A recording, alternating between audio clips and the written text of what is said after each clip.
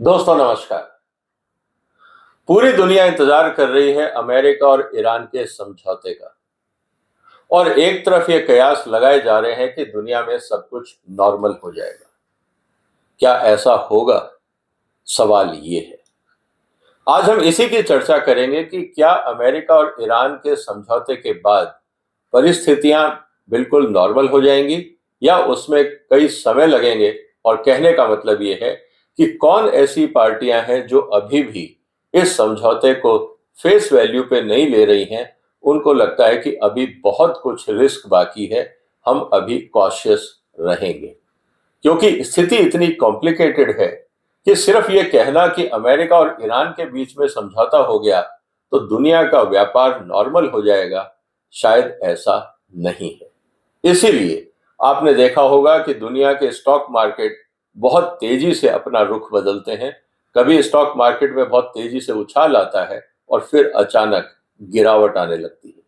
जैसे जैसे लोगों को स्थितियां और परिस्थितियां समझ में आती हैं, वैसे वैसे बाजार अपना रुख बदलने लगता है। इस पूरी समस्या में एक सबसे बड़ा जो फैक्टर है वो है straight of Hormuz. Straight of Hormuz में जो सबसे बड़े स्टेक होल्डर हैं वो है शिपिंग कंपनीज। आज हम इसी की चर्चा करेंगे दोस्तों कि क्या शिपिंग कंपनीज इस समझौते से खुश हैं। अगर वो खुश नहीं हैं, अगर उनको भरोसा नहीं है, तो फिर ये यातायात कैसे शुरू होगा। आज इसी बात पे चर्चा करेंगे। आपसे निवेदन है कि आप इस वीडियो को शेयर करिए, इस चैनल को सब्सक्राइब करिए। आने वाले दिनों में और हम बातें करेंगे इन्हीं मुद्दों को लेकर कि किस तरह से अर्थव्यवस्था पे और खासकर भारत की अर्थव्यवस्था पे इन बातों का असर पड़ने वाला है।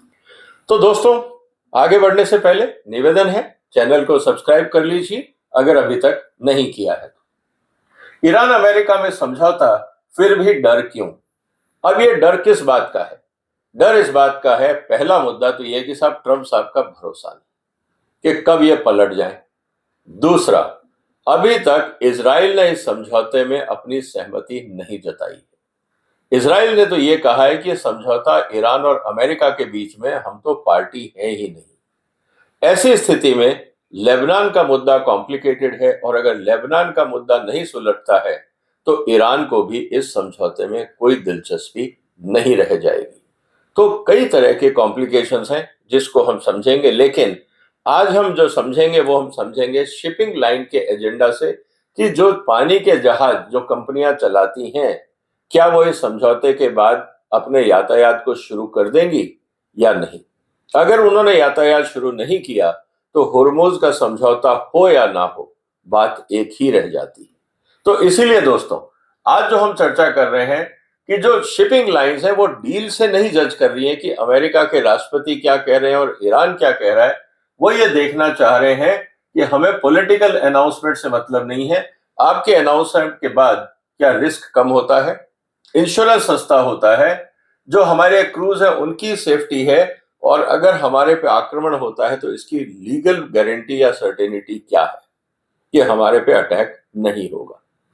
जब तक ये बातें क्लियर नहीं होती, शिपिंग कंपनीज के मैनेजमेंट को डर है कि हुर्मुज अभी भी खतरनाक क्षेत्र बना हुआ है। जो उनका कहना वो बहुत सिंपल है कि signing agreement is not the same thing as a safe sea लेन।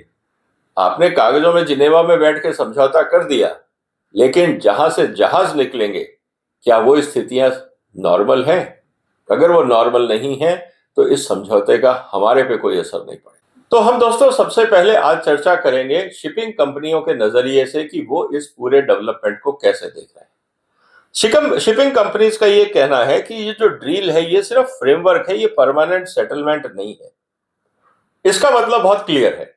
इसका मतलब ये है दोस्तों कि अगर हम यहाँ पे ये देखें तो जो मेजर इश्यूज उनके लिए है, sanctions, nuclear restrictions, military deployment, Hormuz का कंट्रोल, ये किसके पास रहेगा, इनकी स्थिति क्या है, जब तक ये बातें क्लियर नहीं होती हैं शिपिंग कंपनीज को भरोसा नहीं है कि परिस्थितियां नॉर्मल हैं। क्योंकि जैसा भी डेवलपमेंट होगा उस हिसाब से इंश्योरेंस जो प्रीमियम होगा वो लगेगा, उस हिसाब से भाड़ा तय करना होगा, उस हिसाब से फ्रीक्वेंसी तय करनी होगी और उस हिसाब से शिपिंग कंपनीज अपनी प्लानिंग करेंगे। जब तक ये बातें क्लियर नहीं होती हैं, तब तक कहने का मतलब ये है कि हम ये कह सकते हैं कि अभी टेंशन कम हुआ है, खतरा नहीं गया। तो ये बात शिपिंग कंपनीज की तरफ से कही गई है। दूसरी तरफ उनका ये कहना है कि साहब अभी जिस तरह से हमारी शिपिंग कंपनीज के जहाजों पे अटैक हुए, जैसे भारत के जहाज पे अटैक हुआ, 3 लोग मरे, अब बाकी जो शिपर्स हैं वो अब तैयार नहीं है ये रिस्क लेने के लिए, क्योंकि उनका ये कहना है कि साहब हम सिर्फ जो पॉलिटिकल एश्योरेंस है इसके भरोसे नहीं चल सकते। अगर मान लीजिए एक ड्रोन या एक मिसाइल या एक माइन से कोई भी अगर शिप डैमेज होता है तो करोड़ों का नुकसान होता है। आपके पॉलिटिकल एश्योरेंस से वो रिस्क रिकवर नहीं होता है, और ये डिपेंड करेगा कि इंश्योरेंस कंपनीज क्या ये रिस्क लेने को तैयार हैं, क्योंकि बहुत सारी कंपनीज ने तो वॉर जोन में इंश्योरेंस देने से ही मना कर दिया था। ऐसी स्थिति के अंदर क्या शिपर्स बगैर इंश्योरेंस के अपने जहाज भेजेंगे, ये अपने आप में एक बहुत बड़ा सवाल बन जाता है। जैसा मैंने पहले कहा कि जब तक स्थिति नॉर्मल नहीं होती, सबसे बड़ा रोल होता है इंश्योरेंस कंपनीज का। रिस्क बढ़ता है तो इंश्योरेंस प्रीमियम बढ़ता है, और वॉर रिस्क का अगर बात करें तो इंश्योरेंस प्रीमियम कई गुना बढ़ जाता है। और अभी तो स्थिति ये है कि वहां पे कुछ भी स्थिति नहीं बदली है। अभी हम बात कर रहे हैं कागजों पे, जमीनी हकीकत नहीं बदली है। ईरान के हथियार और मिसाइल्स वहीं के वहीं हैं, अमेरिका के हथियार और मिसाइल्स और शिप्स वहीं के वहीं हैं, सब कुछ स्थिति वहीं की वहीं है। जमीन में कोई बदलाव नहीं हुआ, वस्तु स्थिति में बदलाव नहीं है, सिर्फ समझौते की बात हो रही है, और वो भी कितना चलेगा ये आने वाले 60 दिन बताएंगे। तो रिस्क अभी बरकरार है। इसीलिए शिपिंग कंपनीज का ये कहना है कि जब तक हमारे यहाँ पे वॉर रिस्क इंश्योरेंस प्रीमियम जो इतना तेजी से बढ़ गया है और वो अगर उसी लेवल पे रहता है, तो शायद हमें कोई इंटरेस्ट नहीं है इस समय शिप्स को भेजने का, क्योंकि इस लेवल पे बिजनेस होना बहुत मुश्किल है। इसके अलावा उनका ये कहना है कि जो हुर्मुज है, पहले जिस तरह से नॉर्मल ऑपरेट हो रहा था, अभी ये नॉर्मल ऑपरेट नहीं हो रहा है। अभी तो ये भी क्लियर नहीं है कि हुर्मुज किसके कंट्रोल में होगा। ईरान का ये कहना है कि हुर्मुज उसके कंट्रोल में होगा, अमेरिका का ये कहना है कि ओपन शिपिंग लाइन होगी, ईरान का ये कहना है कि हम सर्विस चार्ज लेंगे, अमेरिका का ये कहना है कि कोई चार्ज नहीं लगेगा। अभी ये बहुत कुछ कंफ्यूजन है। जब तक ये क्लैरिटी नहीं होगी, हम प्राइसिंग नहीं तय कर सकते, हम रिस्क प्रीमियम तय नहीं कर सकते, हम फ्रेट तय नहीं कर सकते, तब तक हमें इंतजार करना होगा। तो कहने का मतलब यह है दोस्तों कि अगर एग्रीमेंट साइन हो भी जाता है तो उसके असर आने में, जमीनी स्तर पे उसका असर होने में कई हफ्ते लग सकते हैं। इसीलिए इसका ये हम कह सकते हैं कि ये धीरे धीरे स्थितियां सुधरेंगी, सिर्फ एग्रीमेंट साइन होने से कुछ नहीं होगा। अब रही बात naval mines and security threats की। अगर आप मिलिट्री ऑफिसर्स या नेवल ऑफिसर से बात करते हो, हुर्मुज में और हुर्मुज के आसपास गल्फ क्षेत्र में जो ईरान ने नेवल माइंस बिछाई हैं, उनको हटाने में टाइम लगेगा। अमेरिका के पास साधन नहीं है, ईरान के पास साधन नहीं है, गल्फ कंट्रीज के पास एंटी माइन शिप्स नहीं है। अब सवाल इस बात का है कि यूरोप से और बाकी देशों से जहाजों का इंतजाम करना होगा, वो गल्फ में आएंगे, सफाई कार्यक्रम होगा, और फिर इस बात का भरोसा देना होगा, पहले ट्रायल रन होंगे कि हाँ किसी तरह की माइंस नहीं है, उसके बाद जाके नॉर्मल कमर्शियल शिपिंग लाइन उसमें उतरेंगे। कहने का मतलब ये है कि ये सब कार्रवाई करने में कई हफ्तों से लेकर कई महीने लग सकते हैं। अब सिर्फ एग्रीमेंट तो मान लीजिए साइन हो जाएगा इस हफ्ते, लेकिन स्थितियों को नॉर्मल होने में कई हफ्ते लग सकते हैं। तो ये रिस्क भी अभी हमारे सामने है, और जब तक ये रिस्क है तब तक आप इस बात को मान लीजिए कि जितना भी दुनिया में अभी तक पेट्रोल रिजर्व था बहुत सारे देशों में, वो खत्म होने के कागार पे है। तो ऐसा नहीं है कि एग्रीमेंट साइन हो गया तो तुरंत स्थितियां नॉर्मल हो जाएंगी, ये बात हमें ध्यान में रखनी होगी। इसके अलावा जो क्रू है वो भी रिलक्टेंट है, वो भी कहते हैं कि साहब हम अपनी जान क्यों खतरे में डालें। हमने देखा भारतीय जहाजों पे अटैक हुआ, 3 क्रू हमारे मारे गए, हम रिस्क लेने को तैयार नहीं हैं। हाँ, जब तक आप हमें सब्सटेंशियल हैजार्ड कंपनसेशन और हमारे रिस्क को कवर नहीं करते हो, हमारी जो रिस्क प्रीमियम है हमारी सर्विसेज का, जब तक आप वो नहीं देते हो, हमें कोई इंटरेस्ट नहीं है रिस्क लेने का। हम बाकी जगह पे जहाज चला लेंगे, लेकिन हम हुर्मुज में नहीं जाएंगे। और हुर्मुज में वही लोगों को भेजा जाता है जो एक्सपीरियंस्ड होते हैं, क्योंकि एरिया बहुत सकरा है और वहां पे कई चैलेंजेस हैं।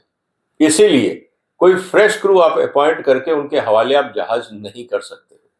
तो जो सीनियर्स हैं, जो एक्सपीरियंस शिपर्स हैं, वो ये कह रहे हैं कि साहब हम नहीं जाएंगे जब तक पूरी तरह से हमें इस बात की गारंटी नहीं है कि हम सेफ हैं और जहाज सेफ हैं, हम उस रास्ते नहीं जाएंगे। इसका मतलब यह है कि अभी एक कॉन्फिडेंस बिल्डिंग में भी काफी टाइम लगेगा।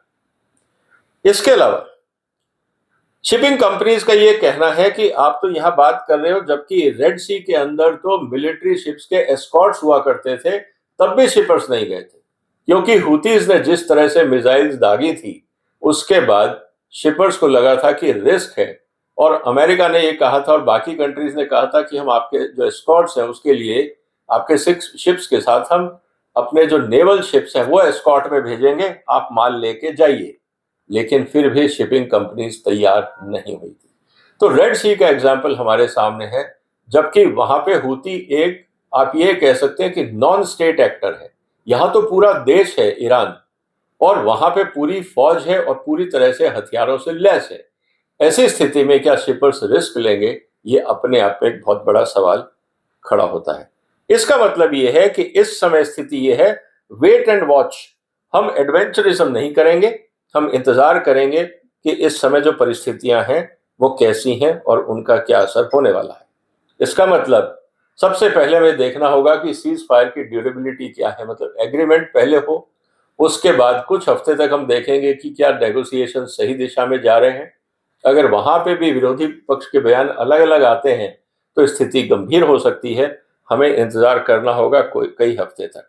हुर्मुज को लेकर यह कहा है कि जब तक सिचुएशन नॉर्मल नहीं होती, डेली मूवमेंट हम शायद नॉर्मल नहीं होते देखेंगे। चाहे वो माइंस की बात हो, चाहे रिस्क की बात हो, चाहे ओवरऑल टैरिफ की बात हो, सर्विस चार्जेस हो, टोल हो, ये जब तक स्थितियां नॉर्मल नहीं होती हैं तब तक वहां पे हम एडवेंचरिज्म नहीं करेंगे। इंश्योरेंस की जहां तक बात है, वॉर रिस्क प्रीमियम बहुत ज्यादा है। जब तक ये नॉर्मल लेवल पे नहीं आता है, हमें सारे शिप्स वहां भेजने में कोई सेंस नहीं है, हम रिस्क नहीं लेंगे। और जहां पे पहले 120-130 रोज शिप निकलते थे, हो सकता है कि 30-40 शिप निकले, लेकिन फिर भी ट्रेड पे असर तो बना रहेगा। नेवल सिक्योरिटी की बात है, हम एस्कॉर्ट्स और प्रोटेक्शन की जो बात कर रही हैं कंपनियां, कि आप कह तो रहे हो, लेकिन क्या वास्तव में प्रोटेक्शन वैलिड होगा, इस पे कॉन्फिडेंस कितना होगा, ये डिपेंड करेगा आने वाले दिनों में वार्ता किस तरह से आगे बढ़ती है। इसीलिए अभी इंतजार करना जरूरी है।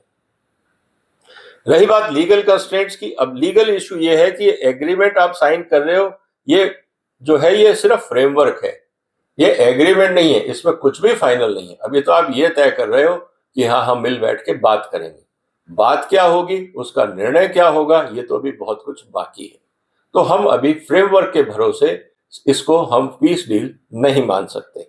और जहां तक बात है सैंक्शंस की, कि ईरान के कार्गो और पोर्ट्स के ऊपर शिप्स जाएंगे या नहीं, ये अभी तक क्लियर नहीं है, क्योंकि ईरान की कंडीशन ही है आप सैंक्शंस और एम्बार्गो हटाइए। अमेरिका कहता है हम धीरे धीरे हटाएंगे। अब ये एक्चुअल स्थिति क्या है किसी को नहीं पता। तो जब तक ये क्लैरिटी नहीं होगी, तो फिर बात वहीं आती है कि ईरान क्या इस पे रिटेलिएट करेगा कि अगर हमारे शिप्स नहीं निकल सकते, हम दूसरों के नहीं निकलने देंगे। तो ये कंफ्यूजन और क्लैरिटी अभी बहुत जरूरी है।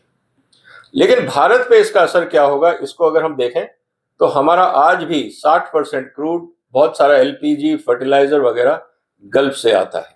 तो अगर परिस्थितियां नॉर्मल नहीं हुई, जो उम्मीद हम कर रहे हैं कि चलिए एग्रीमेंट साइन हो गया, सब कुछ नॉर्मल हो जाएगा, ऐसा लगता नहीं। इसीलिए आने वाले दिनों में हम देखेंगे कि बाजार की सच्चाई क्या है। क्या क्रूड के दाम फिर बढ़ेंगे, क्योंकि बहुत सारे देशों में डिमांड बहुत तेजी से बढ़ेगा, सरप्लस है नहीं, रिजर्व्स में लोग पेट्रोल और डीजल रखने की कोशिश करेंगे, क्रूड रिजर्व में जाएगा। तो कहने का मतलब यह है कि अभी बहुत कुछ होना बाकी है। ऐसी स्थिति के अंदर क्या होगा, कब तक होगा, ये एक बड़ा सवाल अपने आप में रह जाता है। और उसके साथ ही जैसा अक्सर व्यापार में कहा जाता है कि हम तेल के दाम, फ्रेट के दाम, इंश्योरेंस कॉस्ट, सप्लाई चेन के इश्यूज, ये सब चीजें शिपिंग कंपनीज के लिए इंपॉर्टेंट हैं। इसीलिए बाजार में यह कहा जा रहा है कि जो ट्रेडर्स हैं वो तो देख रहे हैं कि चलो डील हो गई, हम अपने अपने जो स्पेकुलेटिव ट्रेड्स है वो शुरू कर देते हैं, ऊपर जाएगा नीचे जाएगा, उनको एक दिशा मिल रही है। लेकिन शिपिंग कंपनीज का कहना है कि हमको प्राइस नहीं, हमको रिस्क फैक्टर इन करना है। जब तक रिस्क के मामले में हम क्लियर नहीं होते, हम शिपिंग लाइन शुरू नहीं करेंगे। तो जो बाजार सोच रहा है, स्टॉक मार्केट और कमोडिटी मार्केट सोच रहा है कि अब प्राइस स्टेबिलिटी आएगी, प्राइस रिस्क कम होगा, बाकी चीजें आएंगी, लेकिन शिपिंग कंपनीज का कहना है हमारे लिए वो इंपॉर्टेंट नहीं है, हमारे लिए रिस्क इंपॉर्टेंट है। तो हम रिस्क प्लानिंग करके चलेंगे, ना कि जो कहा जा रहा है उसके भरोसे जाए। तो कहने का मतलब यह है दोस्तों कि अभी तो तेल के दाम गिरे हैं, लेकिन जो टैरिफ है वो नहीं गिरा है, वेसल्स का मूवमेंट अभी तक नॉर्मल नहीं हुआ है, और वो अगर नॉर्मल नहीं होता है तो तेल के दाम वापस बढ़ सकते हैं। तो ये अपने आप में एक बहुत बड़ा सवाल है इस होर्मुज को लेकर। इसीलिए समझौता तो हो रहा है, लेकिन अभी भी डर है, और ये डर क्यों है ये मैंने आपको आज डिटेल में समझाया। तो उम्मीद है दोस्तों आपको ये चर्चा पसंद आई होगी। इस वीडियो को शेयर करिए, जो भी आपके विचार हों कमेंट बॉक्स में लिखिए।